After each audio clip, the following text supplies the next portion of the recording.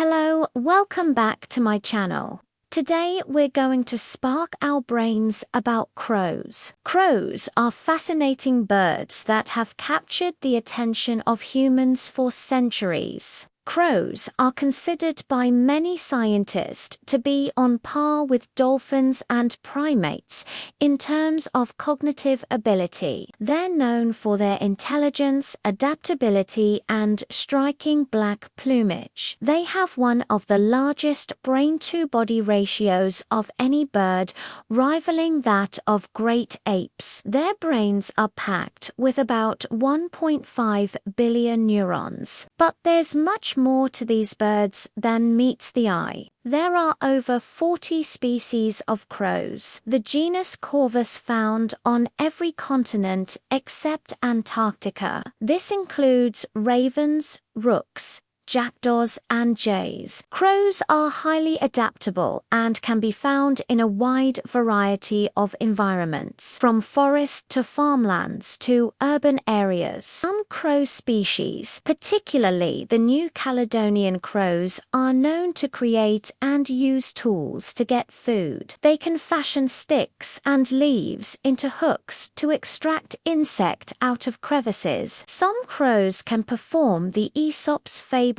test. In experiments, a crow have been presented with a tube of water with a floating treat. The water was too low for it to reach.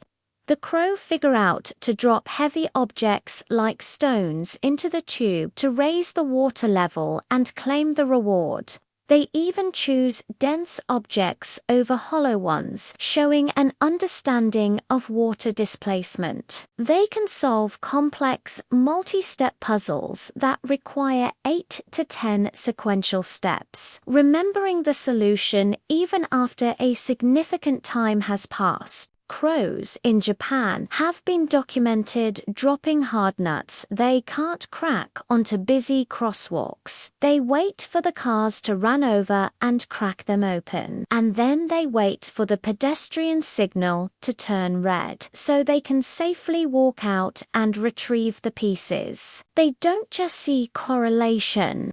They understand cause and effect. Crows are known to observe and learn from other animals, including humans. They learn feeding routines, recognize patterns, and know when to return for food. In urban areas, they've been seen to observe human actions, like when and where garbage is put out, to take advantage of resources. Crows have amazing memory for food and can plan for the future by catching and saving food for later.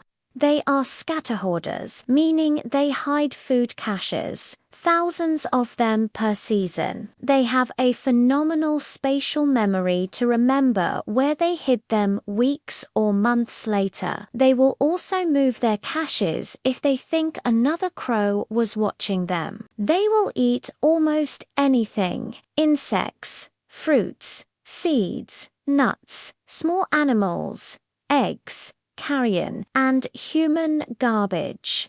This adaptability is key to their success in both wild and urban environments. Crows have a sophisticated social system. They can distinguish between individual humans who are friendly, neutral, or a threat. Crows can recognize individual human faces for years, remembering those associated with negative or threatening encounters. They will teach others in their flock and their young ones which people to avoid, effectively passing down a grudge. Passing down a grudge means a crow remembers a negative experience with a person, holds a lasting dislike for them, and then teaches other crows and its young to also avoid or be hostile towards that person. However, crows are highly intelligent and social birds that can recognize and remember specific like humans, showing gratitude and even returning gifts to those who treat them kindly. Crows have been known to leave gifts like rocks, bones,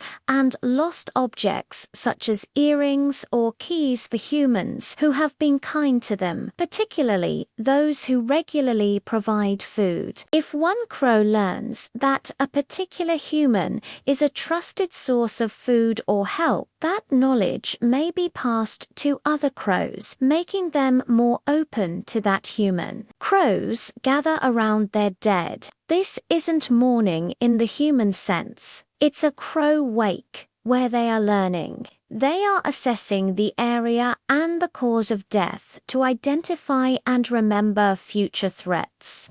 If a dead crow is found with a specific person or predator nearby, the entire will scold that threat for years. A flock of crows is famously called due to historical associations with death, scavenging, and folklore. A well-known folktale suggests that crows gather in a parliament to judge and execute a member of the flock, a process they would. A flock of crows has a social hierarchy with dominant birds that act as leaders. These leaders can be matriarchs or dominant individuals that emerge through social standing or health. Similar to how a flyer might take the lead in a goose V formation, leadership isn't a fixed position. Rather, it's flexible and negotiated, meaning different birds can take on leadership roles at different times. The hierarchy is constantly tested and challenged, demonstrating that even powerful leaders are subject to the social dynamics of the flock. Crows were often seen feeding on carrion at battlefields, graveyards, and gallows, leading to superstitious beliefs that they were omens of death, hence their adaptability to different environments. Their presence in large numbers around sites of death, such as battlefields and cemeteries, led to them being seen as harbingers of doom and linked to the concept of.